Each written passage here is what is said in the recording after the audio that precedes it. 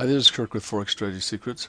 In this video, we want to share with you some ideas on how to move from smaller time frames to larger time frames. The reason being is you want to learn how to make more money with less effort and save time. The concept is to learn how to find high probability trades in no matter whichever time frame you're trading in, and then move on to the larger time frames to learn how to make more money. So there are two basic steps in this process. First, you need to be able to find a trend on a larger time frame, and then go to the smaller time frames to time your entry.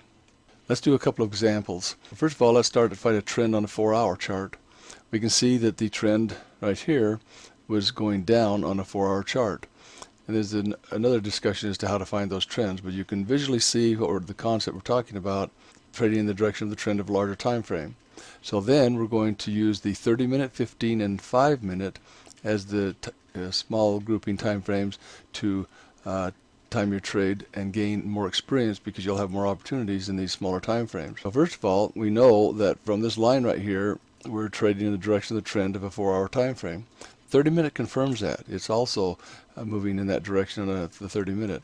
The 15-minute confirms it as well. But we don't see any entry signals until right over here. But what if you were looking at a 5-minute time frame? Then you would go from the 5-minute and go back up to the 30 and the 15 to confirm the direction of that trend. So right in here, you get in, you make a small number of pips. And the trades are all going to be vary from the size. You can see a larger number of pips here, a small number here, a large number here. And as I scroll across, you can see that there are many instances where you have opportunities to trade going in the direction of that trend on the 4-hour chart. Now let's move up to a grouping of 3 time frames and trade some larger time frames using the 4-hour as the larger time frame to time the trend, and going to the 1-hour and the 30-minute to time our entries. So we see the 4-hour here again, then we move to the 1-hour. The 1-hour confirms 4 hours going down, and on the 30-minute, then we can start to see some entry signals. Right here is the formation of a great entry signal. And if you know what to look for, you would understand that. But take our word for it that that's an entry signal, and that would be easy to trade. So you would make a nice number of pips on that move, just based on trading larger time frames. Now let's go to even a larger time frame and go to the day as the larger time frame. We can see on the day that this is a little retracement based on this larger trend, but the small time trend based on the day is going short. And so then we would start looking for trades on the 4-hour or 1-hour to enter that trade. So the 4-hour confirmed that was a good time to go short, and the 1-hour would be the time you could actually start taking trades on the 1-hour time frame. So in the first instance, where we're using a 30, 15, and 5, we were making 5 to maybe 15 pips per trade going in the direction. When we moved up to the 4-hour to 1-hour to 30-minute range, we were making on the trade about 80 pips. And when we started the day, 4-hour to the 1-hour, we're making over 100 pips on the trade. Now there are a lot of entry signals, and there's more education and information you have to be able to trade and move from the smaller to the larger time frames. The concept is you can make more money moving up to the larger time frames. So here we have an example of what we're talking about, the groupings of time frames.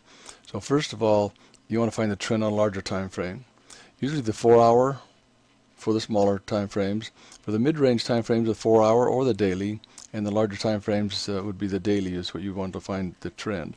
Then you have a target time frame. That's the main one, or your larger time frame you're looking to be trading in that direction when it goes up and down, up and down. When it's going in the direction of that larger time frame, then that's confirming that you're trading in the direction of a major trend.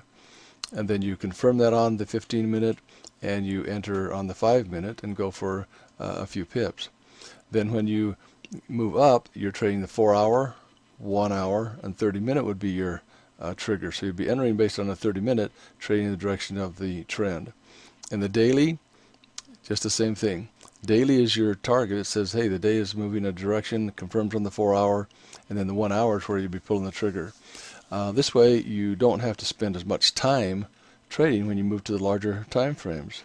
In summary, I want to share with you that by trading smaller time frames, you'll get more experience faster. And then as you start out, you'll be only trading a few currency pairs because that will keep you busy using the smaller time frames because they come around pretty regular. And then by getting a solid foundation, then you can move to the larger time frames and increase the number of currency pairs you trade. So this in turn will actually start making you more money. So the concept is start out trading the smaller time frames to get experience, move to the larger time frames to start making money. You need to get the experience, become good traders first, and then the money will come.